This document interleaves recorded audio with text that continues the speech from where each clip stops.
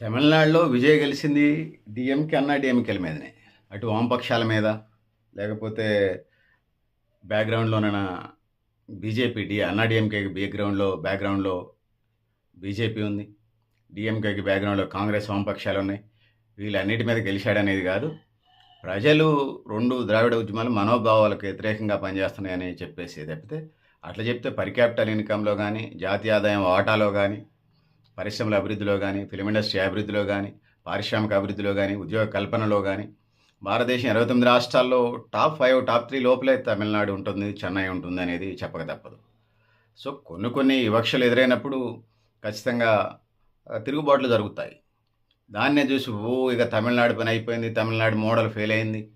వామపక్షాలు, కాంగ్రెస్, డీఎంకే కలిసిన, అన్నా డీఎంకే, బీజేపీ కలిసిన, ఇతర ద్రావిడ పార్టీలు ఇతర సైడ్ నుంచి చీల్చిన విజయ్ గెలిచాడంటే, విజయ్ సినిమా యాక్టరు, తమిళ రాజకీయాలకి ఎంజి రామచంద్రన్ తర్వాత ట్రై చేశాడు.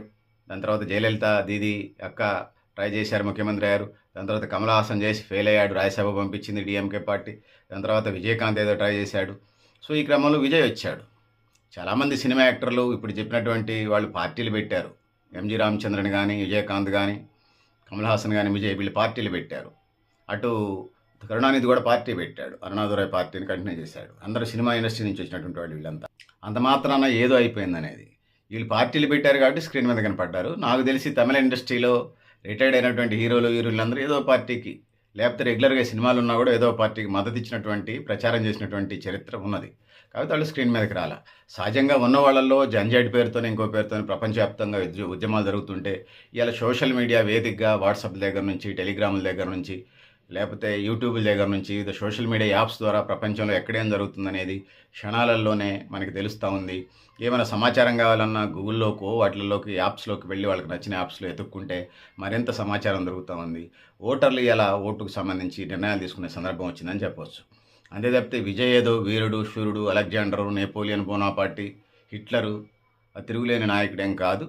విధి విధానాలకు సంబంధించి డీఎంకే, అన్నా డీఎంకే ఒక మంచి సందేశాన్ని ప్రపంచానికి, దేశానికే కాదు 29 రాష్ట్రాలు, 9 కేంద్రపాలిత ప్రాంతాలతో పాటుగా ప్రపంచానికే సందేశాన్ని ఇచ్చినాయి. ఇలా దేశానికి 29 రాష్ట్రాలు, 9 కేంద్రపాలిత ప్రాంతాల్లో మాకంతా ఓటా కావాలని అడుగుతుంది ద్రావిడ ఉద్యమం, తమిళనాడు ఉద్యమం ఫలితం. చెప్పక తప్పదు, వాళ్ళే అని చెప్పక తప్పదు. సో దాంతో పాటుగా ఇలా సామాజిక న్యాయం తమిళనాడు చేస్తూ ఉంది. 69% రిజర్వేషన్లు తమిళనాడు చేస్తూ ఉంది. ద్రావిడ పార్టీలు ఆడ మనగలుగుతూ ఉన్నాయి.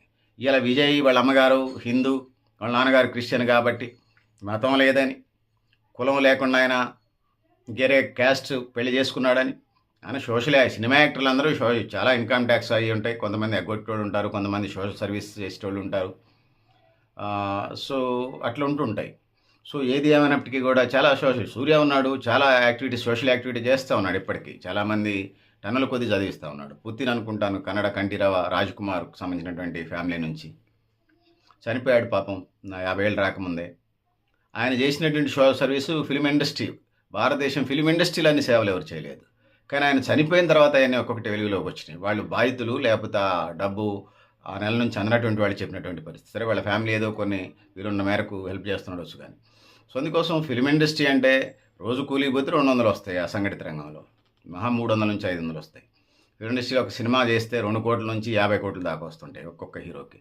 ఆ డబ్బులని ఇన్కమ్ ట్యాక్స్ అయ్యి చూపిస్తారు, సిఎస్ఆర్ కింద డబ్బులు ఖర్చు చేయాలి ఆ ప్రాంత ప్రజలకి. సో కొంతమంది బ్లాక్ మనీ చేసుకొని వ్యాపారాల్లో పెట్టుబడి పెడతారు. కొంతమంది విజయ్ లాంటి వాళ్ళు, కొంతమంది పునీత్ రాజ్కుమార్కి సంబంధించిన ఫ్యామిలీ అంటే చాలామంది, కొంతమంది అందరని చెప్పలేము, కొంతమంది ఫిల్మ్ యాక్టర్సు సామాజిక సేవా కార్యక్రమాల్లో పాలు పంచుకుంటూ ముందుకెళ్తున్న పరిస్థితి మనం చూస్తాం. విజయ్ కూడా అట్లొచ్చేటోడు అని చెప్పవచ్చు. రాజకీయ రంగ ప్రవేశం 2 ఏళ్ల క్రితం వచ్చిన.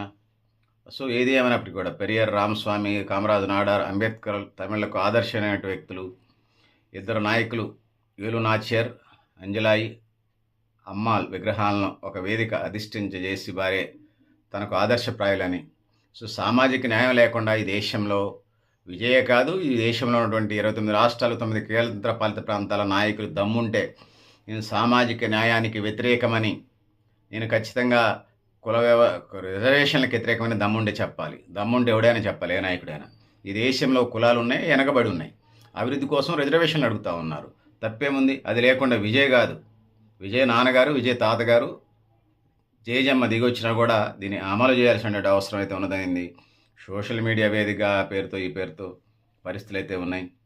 స్టాలిన్, డిఎంకే, ఉదయనిధి స్టాలిన్ వీళ్ళు ఎవరు ఏమైనప్పటికీ కూడా రాజకీయాల్లో గెలిపోవటంలో సహజమే. పడ్డోళ్ళు లేవచ్చు. సో పెద్ద పెద్ద రవి అస్తమించిన బ్రిటిష్ సామ్రాజ్యమే కూలిపోయింది. రాజకీయ పార్టీలు ఉండొచ్చు పోవచ్చు. కొంతమంది 5 ఏళ్లకే చూసుకొని మురిసిపోతూ ఉన్నారు. చాలా పార్టీలు కాలగర్భంలో కలిసిపోతూ ఉన్నాయి. ఇంకా సమసమాజం చేస్తూ ఉన్నటువంటి పార్టీలు కాలగర్భంలో కలిసిపోతున్నాయి. ఇక్కడ ఉన్నటువంటి కుల వ్యవస్థని ప్రజల మనోభావాన్ని అర్థం చేసుకోక. సో అట్లనే ద్రవిడ పార్టీలకు కూడా పద్ధతిగా ఉంటే ఉంటారు. లేకపోతే కొత్త ఉద్యమం, కొత్త నాయకుడు వస్తాడు. డిఎంకే ఒకటే, అన్నా డిఎంకే ఒకటే బీసీలకి, బహుజనులకి రిప్రజెంటేటివ్ కాదు. అసలు ఈ వ్యవస్థ లేనప్పుడు ఈ సిద్ధాంతాలు ఈ 200 సంవత్సరాలు, 500 సంవత్సరాల నుంచి వచ్చినాయి. 500 సంవత్సరాలకు ముందు కూడా బానిస వ్యవస్థ నుంచి తిరుగుబాట్లు జరుగుతూ వచ్చినాయి. వాళ్ళే నాయకులు, వాళ్ళే ప్రపంచాన్ని శాసించారు, వాళ్ళే దేశాలను శాసించారు. సో అందుకోసం హ్యూమానిటీ, మానవతావాదం, ప్రజల హక్కులు, ప్రజల మనోభావాలు, ప్రజల ఆకాంక్షలతోని పుట్టుకొస్తూ ఉంటాయి. వాటిని ఎవరైతే పాపులారిటీ ఉన్నటువంటి నాయకుడు చిత్తశుద్ధితోని పవిత్రంగా పనిచేయగలిగినటువంటి వాడు, చరిష్మా కలిగినటువంటి నాయకుడు ఖచ్చితంగా ఆ ప్రాంతాన్ని, ఆ రాష్ట్రాన్ని, దేశాన్ని పరిపాలన చేయగలుగుతాడు. ఆ విధంగా సంస్థ వ్యవస్థ ఒక రాజకీయ పార్టీ అయితే ఇంకా ఈజీగా ఉంటుంది. ఎందుకంటే చాలామంది క్యాడర్ కూడా ఉంటారు కాబట్టి. సినిమా యాక్టర్లు ప్రజలకి సినిమాలంటే అదొక ఆట విడుపు. స్నాక్స్ తినుకుంటూ, పాప్కార్న్ తినుకుంటూ ఎంజాయ్ చేస్తూ చూడొచ్చు, పేదవాడైనా ధనికుడైనా. సో అందుకోసం సినిమా హీరోల పట్ల ఇది ఉంటుంది. నిజ జీవితంలో వీళ్ళు చేయలేని హీరో స్క్రీన్ మీద చేస్తూ ఉంటాడు. వాళ్ళ హీరో చేసింది వీళ్ళు చేసిందిగా భావిస్తూ ఆ కనెక్టివిటీ ఉంటుంది ప్రజలకు సంబంధించి. అందుకోసం సినిమా హీరో యాక్టర్లకి వాళ్ళేం దైవాంశ సంభూతులు కాదు. నిజమైనటువంటి మన రైతు వ్యవసాయం చేస్తాడు. ఎండలో కొద్దిసేపు నిలబడమనండి ఈ సినిమా యాక్టర్ని, గంటసేపు నిలబడలేరు. మన రైతు పొద్దాకల వ్యవసాయం చేస్తారు. రైతులు కానీ, వ్యవసాయ కూలీలు కానీ పొద్దాకల పని చేస్తూ ఉంటారు. సో అంటే ఎవరు నిజమైన హీరోలు, ఎవరు రియల్ హీరోలు అర్థం చేసుకోవాల్సిన అవసరం ఉంది. కులం లేదు, మతం లేదు, అందుకోసం గెలిచాడు, జయమ్ము నిశ్చయమ్మురా, తిరుగులేదు హీరో విజయ్. ఈ రకరకాల వ్యవహార శైలులు ఎటువైపు తీసుకుపోతాయి. ఇప్పటికే నాలెడ్జ్ తక్కువ ఉంటుంది ఫిలిం ఇండస్ట్రీ ఉన్న వాళ్ళకి, సహజంగానే సామాజిక అవగాహన తక్కువ ఉంటుందని. వాళ్ళకి గైడెన్స్ ఇచ్చేవాళ్ళు సరైన గైడెన్స్ ఇస్తేనే నిలబెడతారని చెప్పొచ్చు. సో ఆ విధంగా ముందుకు పోవాల్సిన అవసరం ఉందనేది నేను తెలియజేసుకుంటున్నాను. విజయ్ సక్సెస్ రేషియో, ఆయన టీము, ఆయన కోటరీని బట్టి భవిష్యత్తు పరిపాలన ఉంటుంది. సో విజయ్ నిజంగా దమ్ముంటే నేను సామాజిక న్యాయానికి వ్యతిరేకమని, విజయ్ దమ్ముంటే నేను 69% రిజర్వేషన్కి వ్యతిరేకమని, నేను ద్రావిడ ఉద్యమానికి వ్యతిరేకమని దమ్ముంటే మాట్లాడాలి. పార్టీలు అన్నీ గెలుస్తూ ఉంటాయి. గెలిచిన పార్టీలన్నీ నిలబడతాయేనో అని చెప్పలేము. చిరంజీవికి కూడా ప్రజారాజ్యం పెడితే 70 లక్షల ఓట్లు వచ్చినాయి. ఆయన రాత్రికి రాత్రే ముఖ్యమంత్రి కావాలనుకున్నాడు. ప్రజల్లో వచ్చి పని చేయాలి. నువ్వు రాగానే సినిమాలు, నీ వ్యక్తిగత జీవితం కోసం పనిచేసినావు. మళ్ళీ రాగానే 70 లక్షల ఓట్లు వేశారు. ఏమంటే ముఖ్యమంత్రి ఎట్లయితే రకరకాల చర్చలు జరుగుతున్నాయి. కాంగ్రెస్లో నిలబెట్టారు, తెలుగుదేశం, వామపక్షాలు వాటిని ఓడించడం కోసం ప్రజారాజ్యాన్ని పెట్టారనేది. సో ఇవన్నీ రకరకాల చర్చలు అయితే ఉన్నాయి. సో ఇది పరిస్థితి పెద్దలారా, మిత్రులారా. అందుకోసం విజయమే శ్రీకృష్ణ పరమాత్మ కాదు, శ్రీరాముడు అంతకంటే కాదు, దాంతో పాటుగా అల్లా కాదు, యేసుక్రీస్తు కాదు. ఒక పార్టీకి లీడరు ఖచ్చితంగా ప్రజల మనోభావాలకి గెలుచుకొని ఆయన ఇచ్చిన హామీలు అయితే ఉన్నాయో, ఫ్రీ బస్ అని, బడ్జెట్ ఆయనకు ఐడియా ఉందని కూడా భావించట్లా. బడ్జెట్ మీద ప్రాథమిక నాలెడ్జ్ కూడా ఉండకపోవచ్చు. ఆయనకు వచ్చిన నిధులు 10 కోట్లు వస్తే 1 కోటి 2 కోట్లు ఖర్చు చేసేయచ్చు. ఆయన సొంత డబ్బులు, ఆయన అంతకంటే ఎక్కువ చేసినా అది ఒక భాగం.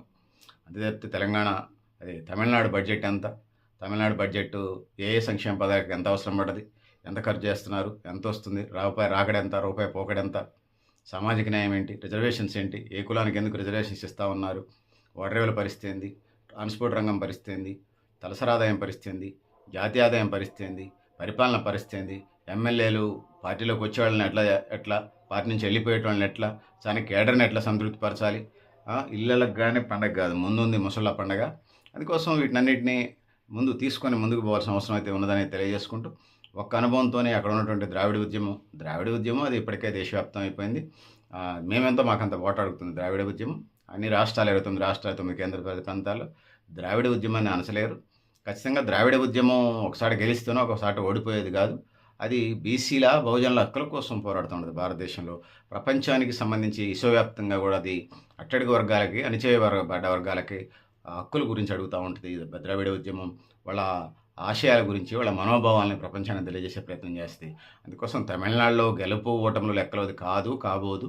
అది భారతదేశ వ్యాప్తం. మేమెంతో మాకంత ఓటనేది తమిళనాడు మోడల్‌గా ఉన్నప్పటికీ కూడా, మనం శరద్ యాదవ్ మధ్యప్రదేశ్, ములాయం సింగ్ యాదవ్ ఉత్తరప్రదేశ్, అదేవిధంగా లాలూ ప్రసాద్ యాదవ్ బీహార్ నుంచి ఈ ఉద్యమాన్ని స్ఫూర్తిగా తీసుకొని రిజర్వేషన్ల ప్రయత్నం చేశారు. అణచివేయబడ్డ, వెనకబడ్డ కులాల్ని, జాతుల్ని బయటికి తీసుకురావడం కోసం రిజర్వేషన్ సిస్టమ్ ఉంది. పేదరికం ఉన్నంతకాలం, అసమానతలు ఉన్నంతకాలం రిజర్వేషన్స్ ఉండాల్సిందే. విజయ్ అంగీకరించినా, అంగీకరించకపోయినా విజయ్ ఒక్క టర్మే గెలవచ్చు. ఆయన బతికున్నంతకాలం ముఖ్యమంత్రి కావచ్చు. దానికి సంబంధం లేదు. సామాజిక న్యాయం, రిజర్వేషన్లు ఈ దేశంలో అసమానతలు పోవటానికి, పేదదానికి అంతరాలు తగ్గటానికి, దేశం తమిళనాడు రాష్ట్రం అభివృద్ధి చెందటానికి ఆయన స్టాండ్ ఏంది, ఆయన పాలసీలు ఏంది. మరి దేశం పార్లమెంట్లో బిల్లులు పెట్టేటప్పుడు మరి బీజేపీని అంటనంటున్నాడు, కాంగ్రెస్ని ముట్టుకోవడానికి ప్రయత్నం చేస్తున్నాడు.